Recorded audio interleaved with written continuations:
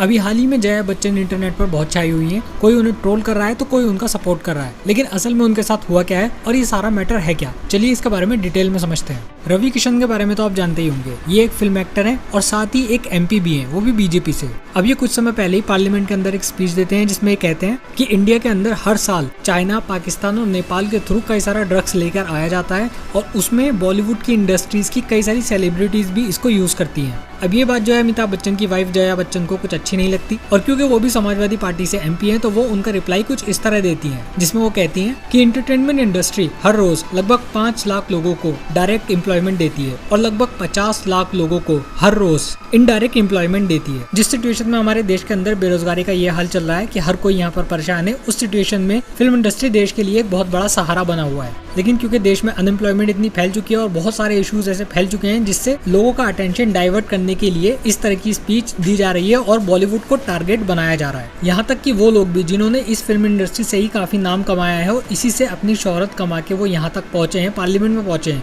वो भी इसके ऊपर ब्लेम कर रहे हैं। अब उन्होंने ये जो कमेंट्स की थी, हालांकि इसमें उन्होंने किसी का नाम नहीं लिया, लेकिन बताया जा रहा है कि अभी कुछ समय पहले ही रवि किशन ने जो बॉलीवुड को क्रिटिसाइज किया था कि बॉलीवुड में कई सारे लोग ड्रग का इस्तेमाल करते हैं, तो ये जवाब उन्हीं के लिए था। जया बच्चन आगे कहती हैं कि बॉलीवुड इंडस्ट्री में कई सारे बिग टैक्स पेयर्स हैं जो कि बहुत बड़ी मात्रा में टैक्स जमा करते हैं और इतना ही नहीं, अगर देश के अंदर कोई भी ऐसी बात आती है तो वो गवर्नमेंट का सपोर्ट करने के लिए भी आगे आते हैं। लेकिन सिर्फ कुछ लोगों की वजह से पूरी बॉलीवुड इंडस्ट्री को टारगेट किया जा रहा है। अब जैसे ही वो ये स्पीच देती है, उनका नाम सोशल मीडिया पर और इंटरनेट पर पूरी तरह से वायरल हो जाता है। इनमें से कई लोग उनको क्रिटिसाइज कर रहे थे, कई लोग उन्हें बुरा भला कह रहे थे, तो कई लोग उनकी तारीफ कर रहे थे और उनको अप्रिशिएट कर रहे थे। ट्विटर पर हैशटैग जया बच्चन के नाम से इतने सारे ट्वीट हुए कि ये पूरे वर्ल्ड वाइड में नंबर 1 ट्रेंडिंग में पहुंच गया था। तो कुल मिलाकर बात यह है कि जया बच्चन को लगता है कि बॉलीवुड इंडस्ट्रीज को बेरोजगारी, महंगाई और दूसरे क्रिटिकल इश्यूज से डाइवर्ट करने के लिए टारगेट किया जा रहा है। फिलहाल जया बच्चन का नाम इस टाइम इंटरनेट पर बहुत वायरल हो रहा है और उनके पीछे की सारी स्टोरी ये थी।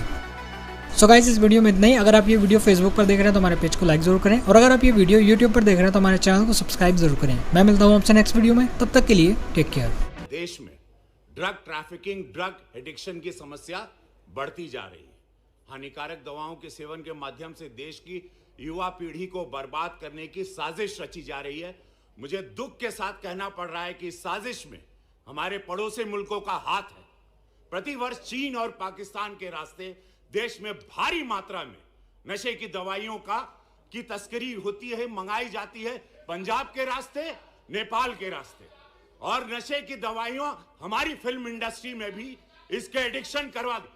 I think the government must stand by the entertainment industry because the entertainment industry always comes forward to help the government in whatever good work that the government takes up. They come and speak for them, they support them. If there is a national calamity, they come forward, they give money, they give their services.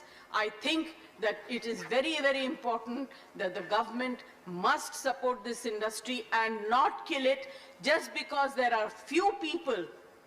You cannot tarnish the image of the entire industry. Right.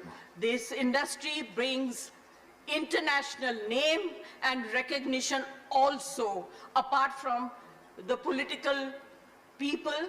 I was really embarrassed and ashamed that yesterday one of our members in the Lok Sabha spoke, who is from the industry, against, I'm not taking a name, against the film industry. It's a shame. जिस थाली में खाते हैं उसमें छेद करते हैं।